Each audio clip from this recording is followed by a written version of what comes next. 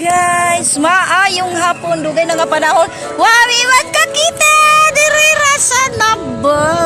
Dugay na nga panahon guys. Paminaw anay hay naman gaw kuman naminjo na ka? Cebu, wala. Da, Nagtrabaho ko sa Cebu. da. Ni kadugay na ba nga panahon no? Ya naman ta magkakita. Laong ko sino may sinsit-sit? Waya nga ako, cameraman. Waya mo iba na muna si Sophie. Nalabang ulit ko ka. Uman dito ka, Aileen. Manguli na kami. Kaya gabihin na. Kaya na kami. Alas 2 siya. Oh, nagkamamat. Gasog kami sa estudyante. Natagan na ba, guys? Wadyo damha. Nagtrabaho rin na siguro. Happy Fiesta na ba?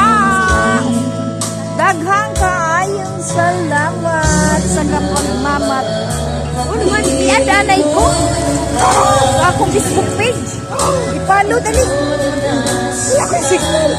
Nguli na kami.